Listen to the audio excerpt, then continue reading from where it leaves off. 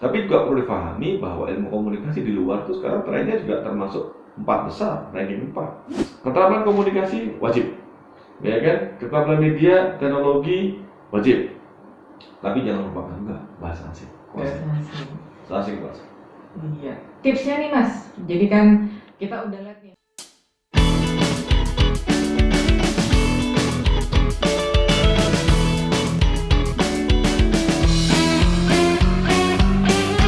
Cuap-cuap podcast. Assalamualaikum warahmatullahi wabarakatuh. Selamat bergabung teman-teman di Cuap Communication Department University of Andalas podcast ya. Pada sesi hari ini kita akan ngobrol asik ya bersama salah seorang narasumber kita yang datang jauh-jauh ya ke Kota Padang. Kita ada Mas Bekti. Ya kebetulan Mas Bekti juga adalah Ketua Aspikom Indonesia. Nah teman-teman, jadi untuk sesi hari ini memang kita akan ngobrol tentang seputar ilmu komunikasi itu sebenarnya ngapain aja. Ya kita datangin jauh-jauh nih. Selamat pagi Mas Bekti, apa kabar? Alhamdulillah kabar baik dan sehat. Sobat Cuap mungkin juga ya sehat-sehat. Alhamdulillah. Semoga teman-teman semua sehat selalu, Mas Bekti sehat terus. Ya. Ini udah kali berapa nih Mas ke Padang? Sering banget nih kayaknya ya Padang ya? Enggak juga. Baru kelima. Udah sering ini Mas. Apa spot yang menarik nih ketika Mas ke Padang nih? 2. Oke, apa? Gimana? Satu pantai itu nonton sunset. Nonton sunset. Yang kedua Bukit Tinggi buat kontemplasi. Betul. Nggak butuh orang, cukup duduk diam melihatin jam gadang. Tiba-tiba inisiasi muncul.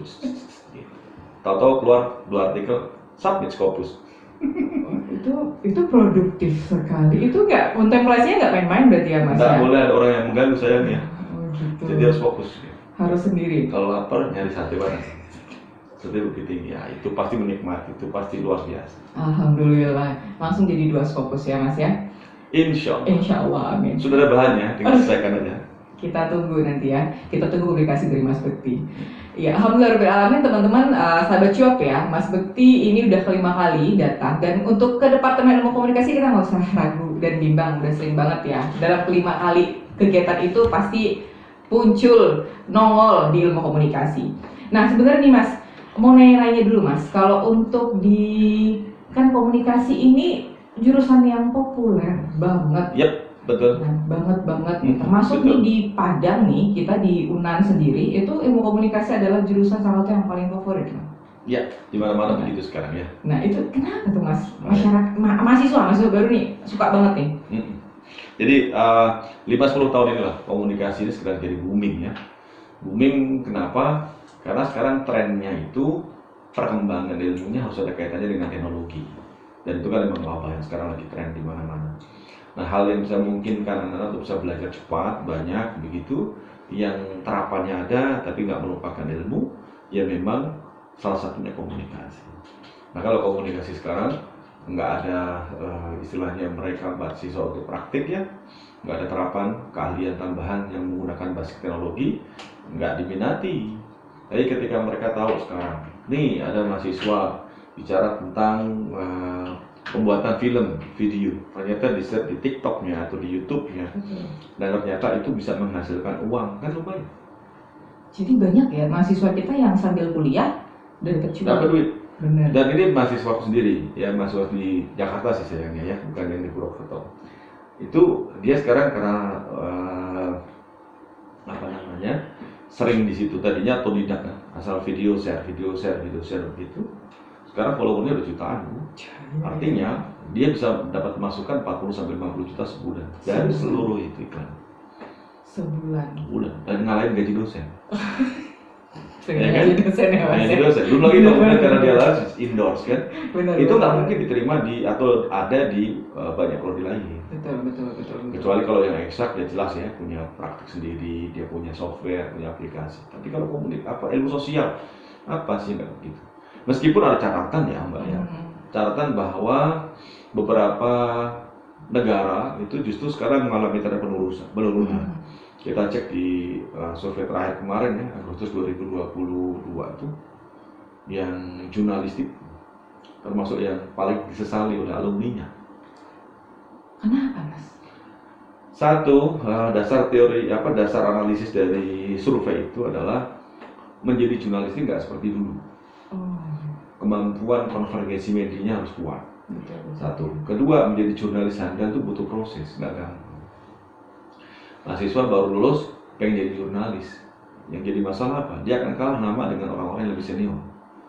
Mungkin jadi catatan, sehingga mungkin prosesnya dia panjang untuk menjadi itu. Hanya orang-orang yang kuat ya, establis begitu, dia terus berjuang mungkin bisa ke sana. Tiga, ini kaitannya dengan distribusi informasi. Semua orang bisa menyebarkan informasi kapanpun. Karena dia bisa menyebarkan informasi kapanpun, seolah-olah profesi jurnalis menjadi semakin tidak tertarik, tidak menarik. Gitu ya. Itu kira-kira. Tapi juga perlu dipahami bahwa ilmu komunikasi di luar itu sekarang trennya juga termasuk 4 besar, ranking 4 dalam survei itu Betul. yang tidak diminati. Hanya berbalik dengan Indonesia yang komunikasi 10 tahun ini itu masih berada di top peminat ya. Bahkan kemarin tahun 23 ini aja ya ada satu bidang komunikasi prodi yang dia ranking 6. Tingkat ketatan tertinggi seleksi masuk mahasiswa. Di luar yang kedokteran, psikologi, kedokteran, ada ilmu komunikasi satu. Di 10 besar itu ada komunikasi ranking 6. Artinya untuk Indonesia komunikasi masih diminati. Masih diminati. Iya. Gitu. Di kita itu ada 4 konsentrasi Mas sebenarnya. Ada jurnalistik tadi juga ya, ada hubungan masyarakat, ada manajemen komunikasi dan media TV dan film. Ya. Nah, ini juga pertanyaan yang sering tanyain sebenarnya sama mahasiswa. Nanti kita mau jadi apa? Ya, Empat konsentrasi itu gitu. Ada yang lintas mungkin ya, ada yang dia ngambil jurnalistik tapi ujung-ujungnya nanti kerja di humas. Itu kayak banyak kasus kita lihat dari Tracers tadi kita Mas. Itu gimana tuh Mas sebenarnya? Sebenarnya kalau kita bicara tentang peminatan itu mungkin ada pendapat yang menyatakan pendapat bahwa peminatan itu dianggap sudah nggak kompatibel lagi. Kenapa? Membatasi mahasiswa untuk belajar hanya satu fokus. Pendapat itu mengatakan bahwa biarkan aja mahasiswa itu belajar banyak segalanya, meskipun nggak ahli, dia yang mengalihkan sendiri, dia yang berdalam sendiri. Ternyata pendapat yang ini tadinya nggak mendapat tempat. Di awal-awal gitu awal ya. Program awal kegiatan ini, pendapat ini nggak mendapat tempat. Kenapa? Karena kita pengen mahasiswa itu punya kedalaman. Karena kita banyak masukan dari Tracers tadi ya, dari pengguna lulusan itu menyatakan bahwa mahasiswanya rasa-rasa yang magang di tempat saya atau yang kerja itu masih nol, pelatihan begini. Oke, itu satu. Tapi ketika kemudian 3-4 tahun kemarin ya muncul MBKM. Akhirnya nggak ada lagi sekat-sekat peminatan itu. Bebas mahasiswa nyari apa saja. Mereka punya hak ya kan belajar di luar prodi dalam satu kampus 1 semester setara 12 SKS. Belajar di luar kampus, di luar prodi 2 kali ya maksimalnya 20 SKS sekali per semester. Artinya mereka diminta untuk punya skill lain yang bisa jadi itu lebih dibutuhkan di dunia kerja. Tinimbang dia hanya sekedar konseptual teoritis di kelas. Ini membuka mata kita bahwa komunikasi dengan segala perkembangan dinamikanya dia bisa menyerap banyak, Pak. Karena dia menyerap banyak, dia belajar banyak. Makanya terjadi apa? Dia bisa kemudian kompatibel dengan segala kebutuhan.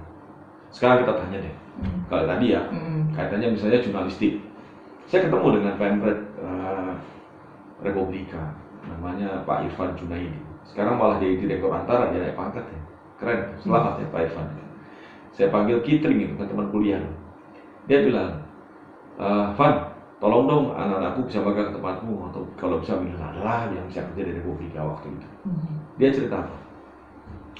Aku kalau mau terima mahasiswa jadi karyawan, dia harus punya skill. Skill masukmu apa? Sekarang aku butuh misalnya jurnalis tentang lingkungan. Masuk komunikasi ngerti nggak tentang lingkungan? Atau misalnya aku butuh redaktur tentang ekonomi, bisnis.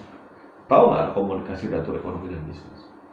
Daripada susah kayak begitu, maka aku akan ambil ketika butuh misalnya redaksi tentang lingkungan, jurnal tentang lingkungan, aku mending ngambil dari sarjana lingkungan. Yang ekonomi, yang hukum.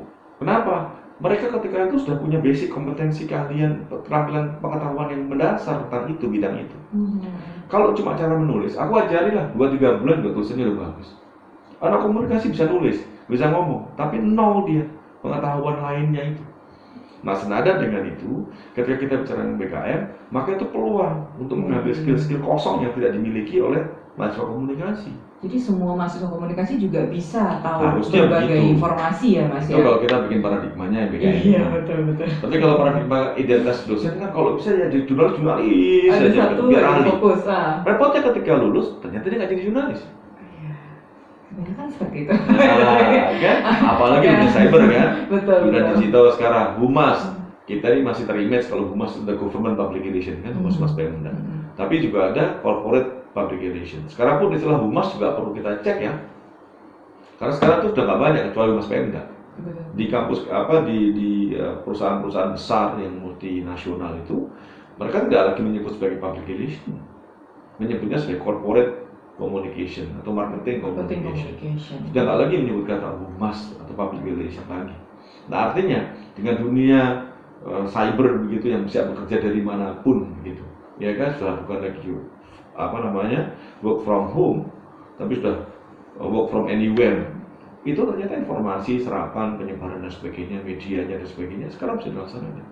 Nah, jadi masalah ketika udah digital kayak begitu, anak-anak kita sanggup nggak bekerja dengan gitu? Kompetensinya, keterampilannya, penguasaan teknologi sanggup nggak? Gitu. Ini yang kadang-kadang kita juga perlu kita evaluasi.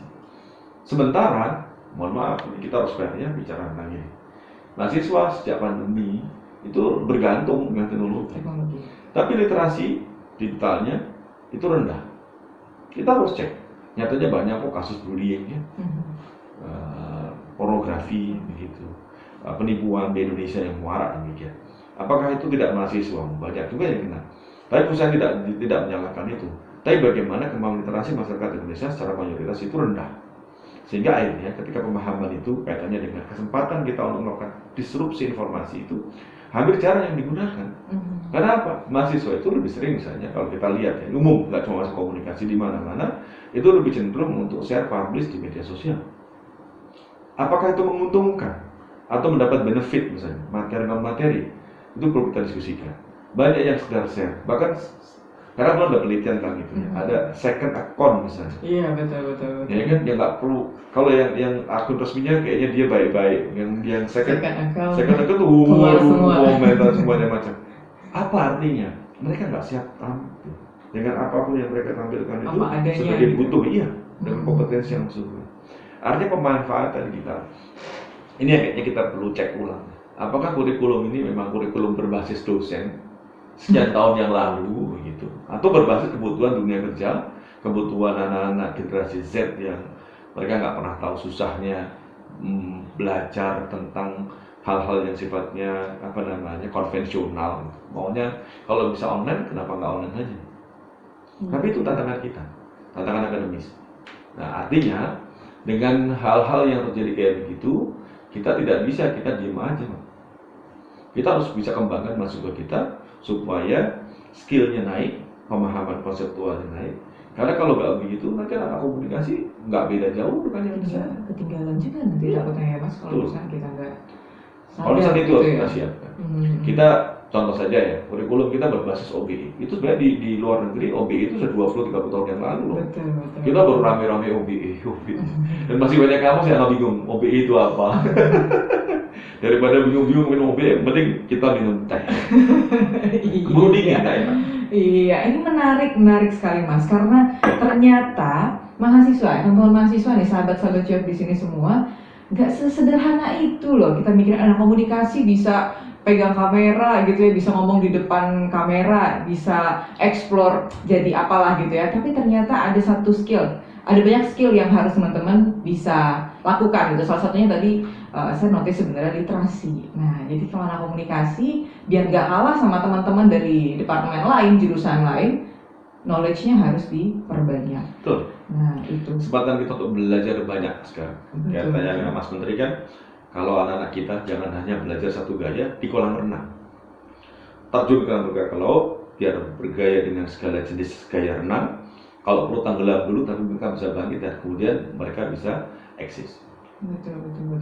Tapi ini ada satu lagi nih Mas, yang bikin persaingannya makin ketat. Sekarang ada bahasan tentang sertifikasi juga kan. Oke. Anak-anak kita tuh harus ada sertifikasi ini, harus ini, biar nanti ketika masuk ke perusahaan, tadi juga diskusi saya dengan tim juga, memang masalahnya itu adalah tidak banyak perusahaan yang menerima kalau misalnya nggak ada Betul, sertifikasi. betul. Itu gimana? Itu kebutuhan sekarang yang harus pahami ya. Mhm. Saya punya pengalaman dulu ketika di Australia itu ada orang Padang. Mhm. Dia kerja sebagai penyelia las. Jadi supervisornya las. Yang las itu orang-orang Australia sendiri, Mhm. native kan. Dia orang Indonesia. Kenapa? Saya tanya, kok bisa di situ dan jadi supervisor yang anak buahnya orang bule-bule? Sertifikat kompetensi. Hmm. Setiap 3 tahun saya harus perubahan itu. Dan Mbak tahu nggak berapa gajinya? Buat kita wow juga kan? Karena $500 per jam. Per jam. Per jam. Bukan lagi mainnya $20 yang mahasiswa kita nggak punya duit gitu. Mohon maaf ya, kayak saya dulu begitu kan, dapat jatah nyuci piring ya 2 jam seminggu. Itu kita udah seneng. Kenapa? 1 jamnya $20, kali 2 40. Seminggu kan berarti kan 2 kali kan, berarti $80, kali 4 berarti $320. Buat kita nyamanan, kalau dikurskan kali 9.900 udah hampir 3 jutaan. Gitu. Tapi dia $500 per jam. Saya bilang, dulu kuliahnya di mana? Saya Politeknik. Ini yang ternyata terpakai, itu kejadian tahun 2011 ya. 2011 ya? Sertifikat kompetensi kita ternyata berlaku dimanapun. Oh. Karena itu dapat sertifikatnya di Indonesia. Cuma memang dia translatornya, jadi menggunakan bahasa Inggris dan diterima oleh apa namanya orang-orang Australia. Itu terjadi. Saya tahun 2014-15 kemudian BNSW lagi menawarkan banyak tuh instruktur kompetensi. Kita tanya apa sih manfaatnya? Saya belum dapat kelas waktu seleksi lolos di Bali. Ternyata nanti Pak, suatu saat ini si instrukturnya ketika buka acara, dia bilang begini narasumbernya, Bapak nanti itu orang lagi lulus kuliah, nggak butuh lagi yang namanya ijazah, nggak butuh lagi namanya transkrip, yang dibutuhkan portofolio. Dan apa portofolio yang kedua? Sertifikat kompetensi. Dan sekarang berlaku ketika kita melakukan free trade action, ya kan, perdagangan bebas di tingkat Asia, ternyata orang yang pakai sertifikat kompetensi berdiri di mana-mana. Nah ini menarik nih teman-teman ya, para mahasiswa. Saya punya mahasiswa cerdas, EPK-nya bagus, dan nulis, karena senang jadi jurnalis. Yang menarik apa? Dia daftar di, saya sebut ya, media massa nasional kan, dia masuk di Kompas. Ketika tes pertama Kompas itu nggak ditanya ijazah dan transkrip, mana sertifikat jurnalisme, kompetensi jurnalisme. Kalau nggak bisa, mohon maaf, kamu nggak bisa terima. Padahal anak sepintar itu, secerdas itu, seaktif itu, punya prestasi tulisan banyak, di Kompas nggak kepake. Hanya gara-gara selembar nggak punya sertifikat kompetensi. Jadi dia banting setir, bukan banting setir, dia kan malah senang jadi wartawan. Dia masuk kumparan agak beda seleksinya. Ijazah masih diterima, LSP itu tanya pertanyaan terakhir. Dengan segala nilai yang bagus, memang dia harus lolos. Di kumparan itu tanya terakhirnya, udah punya belum sertifikat kompetensi? Belum. Kalau belum, kamu statusnya sebagai karyawan belum tetap, kamu harus punya sertifikat itu. Jadi dikasih waktu 3 bulan, ada pelatihan dan sertifikasi jurnalis, begitu di Indonesia, dia lolos di Jakarta, dan apa yang terjadi? Diterima jadi karyawan tetap. Setelah punya sertifikat. Nggak lambat setahun, dari situ dia sudah jadi jurnalisnya istana, wartawan istana. Jadi kemanapun presiden pergi, dia ikut. Dosirnya aja nggak pernah, dia naik mobil presiden apa, naik pesawat kepresidenan kan? Itu dia naik. Mahasiswanya. Karena chipnya itu. Karena apa namanya kartu ID-nya itu dia memang wartawan istana. Iya. Ini membuka kacamata kita bahwa kita sekarang tidak boleh meninggalkan yang namanya sertifikat kompetensi. Bahkan dari BNSP itu kalau kita bilang setiap kampus kalau bisa punya LSP 1. Setiap kampus, Sehingga nanti bekalnya mereka itu punya. Dan itu sekarang di banyak PTS di Jakarta mereka punya. LSPR itu punya, ya kan? UP punya. Untak itu punya, Untak Surabaya juga punya. Kenapa? Kan dia jualan itu. Walaupun itu nggak bisa dipakai untuk orang luar, tapi mahasiswa itu kalau mau kerja, dia udah punya bekal. Ijazah boleh diadu itu 3,2 misalnya dengan yang kampus-kampus yang lain bisa 3,5 dan 3 di atas itu. Tapi begitu kita punya LSP, satu kompetensi, nilainya lebih tinggi daripada yang hanya 3,7 tadi kalau ada apa-apa. Itu real sekarang terjadi, Mbak, di Jakarta. Artinya kalau teman-teman di daerah misalnya ya, belum merasa itu butuh, tolong harus diubah mindsetnya. Hmm. Sekarang ada ya kan, buat mahasiswa itu selain ijazah ada SKP. sertifikat pendampingnya kalau nggak salah ya. Ada sertifikat pendamping lulusan begitu. Iya. Yang maju istilahnya dari aktivitas dia. Itu kan portofolio dia. Portofolio. Tapi itu hanya poin kedua. Oh. Jadi kamu ternyata nggak cuma aktif di kelas, nggak aktif belajar di laboratorium saja, tapi punya prestasi yang bisa kamu gunakan sebagai pendamping ijazah itu. Tapi di luar itu yang tertinggi buat dunia kerja, yang corporate ya, maksudnya yang private ya. Ternyata yang paling tinggi itu justru adalah sertifikat kompetensi. Wah, ini PR nih buat sahabat cuap nih. Harus punya. Iya, ini juga PR bagi departemen kita sih Mas ya. Harus bikinkan ya untuk sertifikat membuat teman-teman semua harus punya sertifikat kompetensi. Ini PR. Dan itu Aspikom sudah mengadakan ya. Oh iya, itu langsung ya. Ya, pastinya ya. Kita sudah pastinya, mengadakan pelatihan untuk jadi instruktur, Betul, menjadi betul. asesor kompetensi. Ternyata yang daripada keluar lagi ikut RI. Aduh, gimana nih Mas? Gimana nih? Langsung cari tim ya. Nanti saya ketemu sama Pak Dekan. Saya minta Pak Dekan tolong dari saya tuh teman-teman komunikasi bikin RSP. Siap, nanti kita datengin lagi Mas Bekti ya buat membahas tentang sertifikat kompetensi itu seperti Iya apa. dong. Jadi memang teman-teman ada banyak yang harus kita kerjakan ya, ada PR bersama nih sebenarnya teman-teman. Nah ini juga permasalahan kita karena ini bukan excuse juga sih Mas ya, tapi karena di Padang nih, di daerah gitu ya, dengan teman-teman yang nanti bersaing di Jawa gitu loh, kan masih ada kayak ketakutan-ketakutan kayak gitu tuh Mas. Apalagi ini udah ditambah dengan ada harus punya sertifikat kompetensi pula. Nah mereka juga harus aware dengan knowledge sekarang itu, literasi mereka juga harus makin kaya. Iya. Nah itu persaingannya makin ini ya Mas ya, gimana nih Mas? Mahasiswa kita ini kan sekarang begitu lulus nggak cuma saingannya teman-teman dari kampus, misalnya kalau di Sumbar hanya dari UNAN misalnya atau UNP gitu, enggak. Betul. Saingan mereka atau dari Laos, dari Kamboja, dari Vietnam. Saya pernah soalnya ketemu di sebuah kantor di Jakarta. Saya nanya, kamu dari mana? Dia bilang kan, saya dari Laos. Dia bilang, Laos? Dia bilang. Kan wajahnya nggak beda-beda lah dengan kita, beda-beda ya, agak Cina-Cina dikit tapi agak sipit-sipit, bukan sipit-sipit dikit tapi kan kelihatan lah ya. Kita ngomong tanya, ternyata dia bahasa Inggris, walaupun nggak rapi-rapi amat bahasa Inggrisnya. Oke, menarik begitu. Saya bilang, kau dari mana? Saya tanya, dari Laos. Kok kamu tertarik kerja di sini? Ya kan emang diizinkan, ada. Yang menginformasikan betapa lowongan kerja di private corporate communication itu atau marketingnya itu disebarkan di Asia. Saya tanya, kamu di sana kalau kerja rata-rata fresh graduate berapa sih dapat? Emang lebih gede kita, Jakarta ya. Jakarta kan misalnya UMR itu kan 4,5 kan. Dengan bla bla bla bla bisa dapat lah sekitar 6 juta. Ya. Itu ternyata gaji 6 juta per bulan awal itu ternyata buat orang mereka lebih gede kita, gitu. Jadi bilang, mahasiswa kita sekarang nggak bisa bersaing dengan lulusan Indonesia. Enggak. Belum lagi kalau kemudian kita bicara tentang, mohon maaf, kita bicara jujur ya. Ada tanda kutip mungkin mafia-mafia tertentu. Mafia ini bukan yang buruk, tapi biasanya ikatan alumni. Misalnya, banyak di media itu orang carinya selalu, kamu lulusan dari mana itu kan? Ya kan? Sehingga ketika menyebut satu kampus, biasanya akan diterima adalah orang-orang yang sekampus dengan itu. Kalau kita tidak punya nilai lebih, kita nggak diperhatikan. Dua. Artinya memang ketika kita kuliah, tolong ya anak-anak mahasiswanya, nggak bisa kita pasif, harus punya plus, nilai plus apa? Satu kompetensi kalau belum ada harus punya nilai lebih untuk masukkan portofolio. Karena portofolio itu yang kita jual. Kamu ngerti nggak? Bisa nggak? Anak komunikasi nggak bisa bikin video, selesai sudah itu. Anak komunikasi nggak bisa editing, ya kan? Selesai itu sudah. Ya kan? Anak komunikasi nggak ngerti medsos, selesai sudah. Anak komunikasi misalnya nggak paham tentang aplikasi terkini lah, ya. Walaupun sekarang aplikasi terkini itu juga banyak mengganggu ya. Ya itu pasti akan selesai. Sekarang dulu banyak anak-anak kita yang pintar, yang cantik, yang ganteng itu pengen jadi anchor, news anchor, bawa berita. Sekarang beberapa kantor berita itu sudah diganti dengan robot kan, dengan artificial intelligence. Belum lagi penguasaan tentang ChatGPT, ya kan? Kalau mahasiswa kita nggak dibekali, kita yang harus punya tanggung jawab.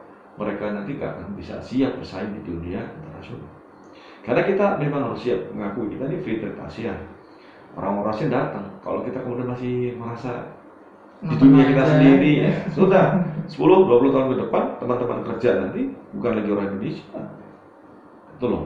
Tapi juga memungkinkan anak-anak kita pemahaman dengan bahasa kemampuan kompetensinya bagus, keterampilan komunikasinya bagus, ditambah tadi ya syarat kompetensi yang bagus, dia juga bisa bersaing di mana-mana. Nah, itu ada mahasiswa alumni juga tempat saya yang jadi Google Inisiatif tuh. Saya nanya, kamu kerja di Google Inisiatif, kantormu kan beda-beda tuh. Pertama di Thailand, terus mana lagi Singapura, terakhir kemarin dia di Bali. Kamu berapa sih dia gaji di situ? Kecil nih Pak. Kecil tuh berapa sih? Ya kisaran 20 lah. Hai, 20 kecil gitu. CPNS itu sudah 1,7. Ini di atas 20. Tapi kan betapa anak kita pun bisa bersaing. Betul. Makanya memang keterampilan komunikasi wajib. Ya kan? Keterampilan media, teknologi wajib. Tapi jangan lupakan juga bahasa asing. Bahasa asing. Iya. Tipsnya nih Mas. Jadi kan kita udah lihat nih harus sinergi ya. Semua pihak. Ini ada Aspikom, kita di departemen juga, mahasiswa terutama apalagi. Dan jaringan alumni sebenarnya juga membantu juga kan sebenarnya. Betul. Nah, tipsnya nih Mas sebenarnya buat sahabat cuap nih teman-teman yang akhirnya galau nih kayak denger podcastnya dari Mas Bukti nih. Waduh, mau nggak mau harus optimis. Boleh Mas, pesimis. tipsnya. Kalau kita udah pesimis sudah 50% will fail. Nggak boleh. Jadi kita harus tetap optimis. Kenapa? Dengan perkembangan itu menuntut kurikulum, dosen-dosen juga berkembang. Satu. Jadi Anda nggak harus semua itu. Nggak mengatakan bahwa kita nih jadul nih, ketinggalan dan sebagainya. Nggak bisa. Kita harus maju. Kurikulum diubah, kompetensi sudut pandang dosen juga berubah. Ya, mahasiswa juga mau berubah. Ingat, tapi yang kedua, pembelajaran tidak berhenti di kelas. Mahasiswa harus aktif dimanapun yang dia punya nilai plus, baik secara pengalaman, ya, tambahan wawasan, pengetahuannya. Yang terpenting apa? Siap update tadi, tetap kompatibel dengan dunia kerja. Ketiga, ini yang paling penting juga buat kita, tolong bikin jejaring. Ya, makanya kenapa kemudian mahasiswa kok nggak main BKM itu sebenarnya rugi menurut saya. Karena sekarang udah banyak kejadian, ketika mereka punya potensi, punya kemampuan, mereka kemudian ambil magang di kantor-kantor besar itu, di perusahaan-perusahaan besar, dan menunjukkan kinerja bagus tuh. Akhirnya apa? Udah kamu selesaikan deskripsimu, kamu nggak usah lagi seleksi daftar di mana-mana, kamu datang ke sini, itu meja tempat kamu magang, jadikan meja kerjamu, kita akan jadi karya tetap di situ. Nggak 1-2, sudah banyak yang begitu. Artinya jejaring itu juga harus kita bikin. Selama ini jejaring itu kan dibikin oleh dosen ya, tapi kan dosen kan juga terbatas, nggak tiap hari. Dosen kan bebannya melebihi beban-beban yang diberikan Tuhan. Nanti surat gitu. Iya dong, kasih Remon, kasih BKD, SKP, apa aja pokoknya semua laporan. Kasihan emang dosen Indonesia itu ya. Belum lagi kalau harus Dharma itu buat orang-orang di barat atau di Australia itu bingung dia. Bisa ya, dosen itu yang mengajar, yang meneliti, yang berkemampuan dan hal-hal lain. Kami kalau ngajar aja, nanti ada waktunya penelitian kamu nggak boleh ngajar. Full aja dia, dan makanya kemudian publikasi dia banyak karena begitu. Dalam 6 bulan kami keluar dari kampus nggak perlu ngajar, honor gajinya tetap, tapi kegiatan dia hanya meneliti dan publikasi. Nah, Indonesia ini kan luar biasa ya. Karena saya luar biasa adalah makanya kemudian kita jadi hebat-hebat. Iya, hebat. Soalnya adalah jangan sampai jejaring ini hanya dimiliki dosen atau dosen nggak share. Jadi mahasiswa itu silakan di-push. Cuma nanti kita perlu cek ya di kurikulum, apakah mahasiswa itu harus MBKM semester 5? Kenapa kok ini penting? Jangan hanya di semester 5, kalau perlu magang itu semester 6 atau 7. Kenapa? Ketika mereka lulus dengan prestasi magang tadi yang bagus, itu sebagai bukti bahwa mereka bisa jadi sarjana tanpa harus menyelesaikan hal-hal yang sifatnya konsep lama. Konsep lama bagaimana? Mahasiswa lulus harus dengan skripsi, itu jadul. Ini nanti bincang-bincangnya ya. Kemarin kan bagus tuh. Iya, dari menteri yang kemarin kan, bahwa skripsi nggak wajib lagi, publikasi nggak wajib lagi, orang itu seperti bohong. Rame heboh nih Mas. Nah, ternyata yang menarik adalah kompetensi tadi yang dimiliki mahasiswa dijadikan sarana supaya mereka punya nilai jual, nilai lulus yang baik. Film, anaknya itu suruh nulis 60 halaman, susah, stres dan sebagainya. Tapi bikin filmnya keren-keren. Ya udah, setara aja. Artinya mereka punya produk-produk yang bisa dihargai untuk menjadi lebih baik tanpa harus dipaksa dalam satu keahlian khusus. Iya, tuh teman-teman. Jadi mudah-mudahan wacananya, diskusinya nanti bisa kita lanjutin ya Mas ya. Siap. Apakah memang betul nih anak komunikasi harus bikin skripsi semua gitu ya? Ini Udah telat, udah dipantik, diskusi aja. iya, dipantik juga nih sama Mas Menteri kita ya. Nah teman-teman sahabat cuap yang semoga dimanapun yang mendengarkan sehat selalu. Ini udah lama banget ya kita dengan Mas Bekti. Terima kasih banget Mas Bekti sudah hadir pada hari ini, memberikan banyak hal kepada kita, dan yang pastinya sebenarnya ini challenge teman-teman. Betul. Jadi apa yang disampaikan oleh Mas Bekti di pagi hari ini ya, di momen kita bersama ini adalah challenge buat kita semua. Ya tidak hanya buat teman-teman sahabat cuap di rumah, teman-teman mahasiswa, tapi juga kami juga dosen, dan terutama nanti ada pihak-pihak lain yang membantu, itu juga challenge buat kita semua. Gimana caranya biar teman-teman bisa mendapatkan tempat yang layak nanti di dunia nyata society, di pekerjaan yang mumpuni, karirnya bagus, ya, dan kita bisa membangun jejaring yang besar bersama gitu ya, biar salah satunya biar UNAN nih, atau ilmu komunikasi nih di Indonesia biar bikin oke lagi. Betul. Ya teman-teman, terima kasih banyak Mas Bekti atas kesempatannya. Sama-sama Mbak. Jangan kapok main ke UNAN, sering-sering. Ini, Insya Allah nggak apa-apa. ini kali pertama ya, nanti kalau datang lagi kita podcast lagi ya. Siap. Oke, baik. Tiba-tiba saya jadi artis di mana-mana ya. Iya, Setiap kampus harus. datang ada live podcast, Pak tolong dicek lagi kita ngisi dulu Oh, sebentar. Oh siap. Harusnya gitu ya Mas. Aduh, Oke. memang jadi artis sekarang nih Mas Bekti. Baik, Siap. sahabat Cop, terima kasih banyak teman-teman. Kita tunggu nanti episode Cop ya, di episode selanjutnya. Sehat selalu, stay tune nanti teman-teman sahabat Cop, ngobrol asik gak asal Cop. Assalamualaikum warahmatullahi wabarakatuh. Saya Anissa Anidia sebagai Sekolah Harian. Waalaikumsalam warahmatullahi wabarakatuh.